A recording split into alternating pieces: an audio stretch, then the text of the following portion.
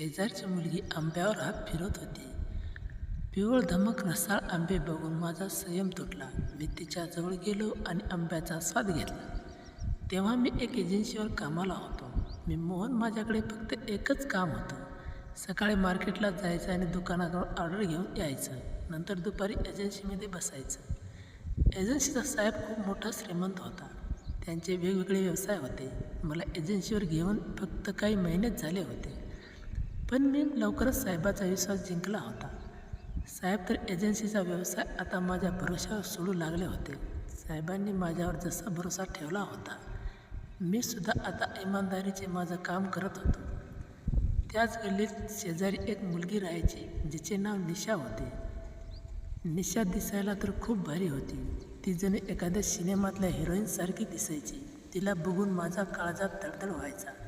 मला तर ती खूपच आवडली होती. पण कधी कधी मी विचार करायचो की ती आणि मी, तिचं घर खूप सुशिक्षित होतं आणि माझं आयुष्य सामान्य होतं. तरी ती माझ्याशी नेहमी हसून बोलायची. निशा अनेकदा घराच्या गॅलरीत किंवा अंगणात हसायची. तिने घातलेल्या कपड्यांमुळे आणि तिच्या मोहक अंदामुळे माझी नजर तिच्यावर हटत नव्हती. एकदा दुपारी वेळ होती. कडक ऊन पडला होता.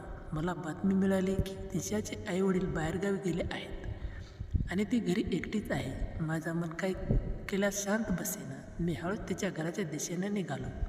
समोरचा दरवाजा बंद होता. मी निशाला आवाज दिला, पण तिने कदाचित ऐकलं नाही. मी मागच्या दाराने आत गेलो. ती तिच्या स्पेशल खोलीत होती. मी तिच्याकडे गेलो आणि जे पाहिलं त्याने मी हैराण झालो. निशा त्याच्यासमोर ठेवलेल्या टोपलीतील पिवळधार रसाळ आंब्यावरून हळूवार हात फिरवत होती. तिचा बोटाचा स्पर्श त्या फळावर होता आणि ती डोळे मिटून त्याचा आनंद घेत होती. तिचं अजूनही माझ्याकडे लक्ष नव्हते. ते इतके गोड आणि रसाळ आंबे बघून माझा पूर्णपणे तुटला होता. मी मागचा पुढचा काही विचार न करता थेट तिच्या जवळ गेलो. तिचा आंब्यावरचा हात मी अलगद बाजूला केला. तिने दचकून माझ्याकडे पाहिलं, पण ती काहीच बोलली नाही.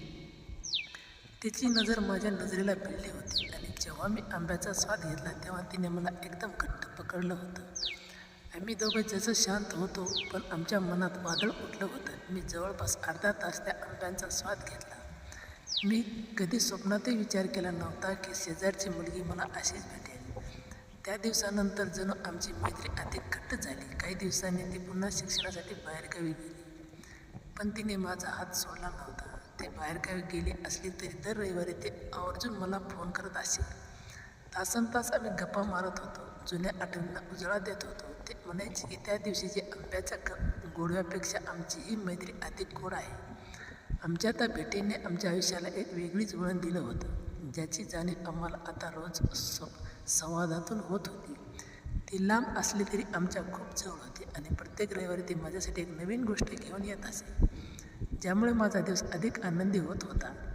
आणि मी पण 15 दिवसातून किंवा महिन्यानं तिच्याकडे जायचो. आंबे खायला तिच्याकडे जाऊन खूप आनंद मिळत असे आणि ती वेळ खूप छान असायची.